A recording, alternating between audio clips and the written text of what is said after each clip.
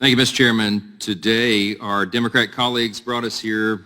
We heard this morning before we had to break a lot of grandstanding about abortion rights, and we came here so they could criticize a state law. Rather than hold a hearing on several important legislative items that have long been awaiting a hearing in this committee on this very topic of abortion, we have a number of bills we would love to have heard. My questions are for Ms. Moyeti, who boasted on her Twitter feed on October 26th, complete with a dancing Egyptian princess meme, the following. Here it is. She said, "Some days I leave clinic and think, damn, I really was put on this earth to be the best damn abortion provider this side of the Mississippi. Not a humble brag, that's a full-on brag. I'm that good." 3 hearts. Well, with those credentials, ma'am, I'm really glad you're here, at least on video, and I really wish I had a full day to ask you some questions. But let's start with the written testimony you submitted for this hearing. I've highlighted some of the truly incredible statements you made there. The stunning irony of the opening of your 4th paragraph really struck me. You wrote, "I want this committee to spend a few moments thinking about what it's like to be a person needing abortion care in this country." So, just so I have this straight, you want us to, quote, think about what it's like to be a person? Really? What about those thousands of innocent preborn children that you've been involved in the abortion of? What about them? As the National Right to Life Committee summarizes so well, when a woman is pregnant, science tells us that the new life she carries is a completely separate and fully new human being from the moment of fertilization. By the time most abortions can be performed, the baby already has a beating heart and identifiable brain waves. The baby living in her mother is as distinct and unique a separate person, human being, as I am from you.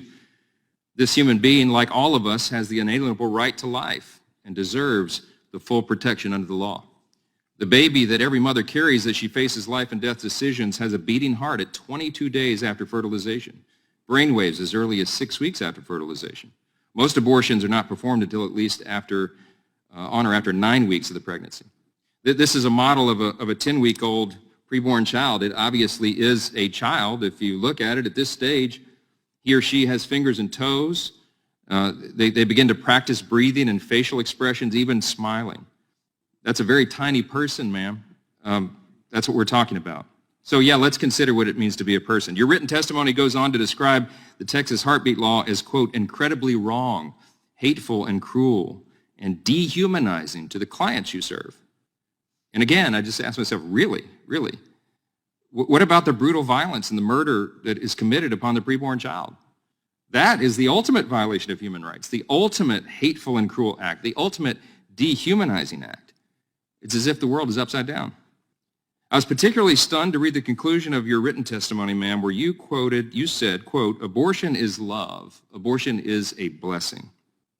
What a twisted thing it is to suggest that the murder of 62 million innocent preborn children in this country is a blessing. Whether you or your friends acknowledge it or not, abortion is the horrible violation of the most essential truths and commands of our Creator. Scripture clearly teaches, and our Declaration of Independence plainly affirms, a self-evident truth, not an opinion, but a self-evident truth, that we're all created by God and given by Him the same inalienable rights, beginning with the right to life. Congress has a duty to protect these fundamental rights and the lives of the preborn because they are unable to protect themselves. To put it bluntly, our duty is to protect these innocent children from the unimaginable callousness, barbaric violence that is done at the hands of the industry you represent. All life is precious. Because we're all made in God's image, every single one of us has inestimable dignity and value, and our value is not related in any way to the color of our skin, the zip code we live in, how good looking we are, where we went to school. Our value is inherent because it's given to us by God.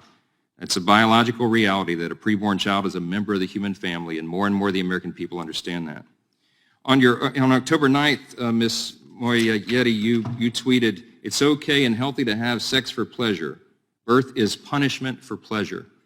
I want to make sure everybody knows the credentials of our witnesses here. Here's another one. October 13th, somebody tweeted, "Was your abortion experience funny? If so, direct mail or email me at their email address." You shared that tweet and you said, "I can't wait to read this piece," with 3 hearts. Look, I think that says enough about the credentials and about the arguments that are being made here. I think the American people make the judgment for themselves. Abortion is not funny. It's an unspeakable tragedy.